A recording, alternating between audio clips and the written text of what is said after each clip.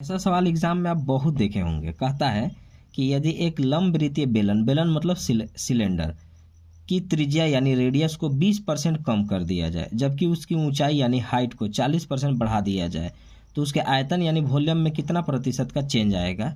कमी होगा, वृद्धि होगा, क्या होगा? देखिए, परसेंटेज में आप 100 मान करके बना सकते हैं, लेकिन ध्यान रखिएगा ना कि अगर आप 100 मानिएगा ना तो थोड़ा बहुत लंबा कैलकुलेशन हो जाएगा। तो हम एक काम करते हैं कि हम 10 मान लेते हैं। हम मान लेते हैं कि इसका जो रेडियस रहा होगा यानी त्रिज्या वो रहा होगा 10 और इसका ऊंचाई भी रहा होगा 10। आप कोई भी चीज़ मान सकते हैं इधर उधर। आपको ऐसा लगता होगा कि अगर ये दोनों को सेम मान लेंगे तो एक जैसा हो जाएगा। तो आप अगर लगे तो आप एक काम करिए कि ऊंचाई को कर लीजिए 20। अब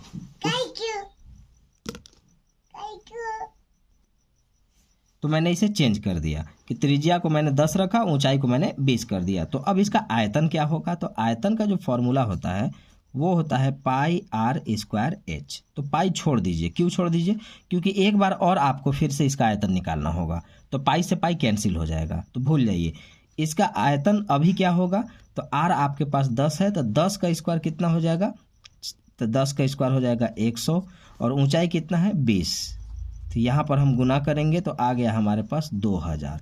ये आया अभी आयतन। कब? जब मैंने त्रिज्या को रखा 10 और ऊंचाई को रखा 20। तो इसका आयतन क्या आया? तो पाई आर स्क्वायर एच। पाई को मैंने छोड़ने को कहा ताकि कैलकुलेशन से बचा जा सके, क्योंकि उसमें भी पाई आना ही है, या फिर पाई को पाइये में छोड़ देते हैं।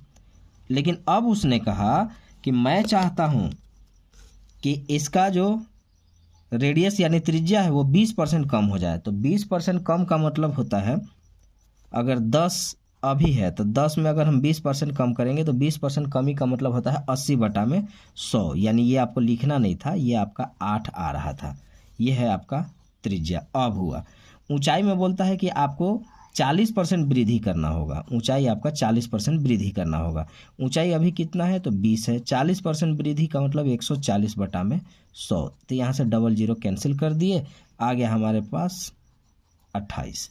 तो अब इसका आयतन क्या होगा? तो अब आयतन होगा हमारे पास फिर से वही पाई आर स्क्वायर एच। तो पाई मैंने छोड़ने को कहा, आर स्क्वायर करिए। तो आर करेंगे तो 8 का स्क्वायर 64 और एच है हमारे पास 28।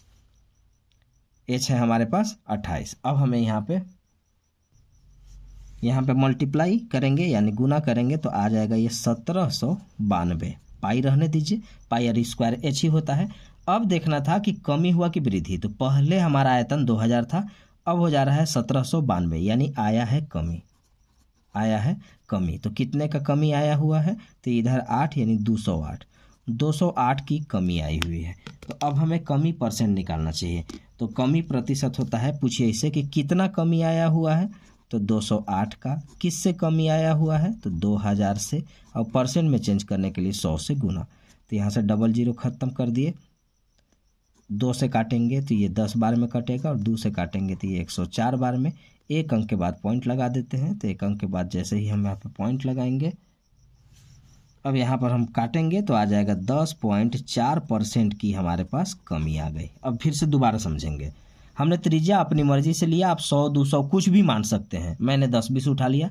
मैंने त्रिज्या भी माना कि हमारा जो त्रिज्या है वो 10 है और ऊंचाई हमारे पास 20 है। तो हमारा आयतन क्या होगा? तो पाई आर स्क्वायर एच, यानी 10 का स्क्वायर 100 गुने 20 कर दिया, आ गया 2000 पाई। अब बोलता है कि इसकी त्रिज्या में मैं 20% की कमी।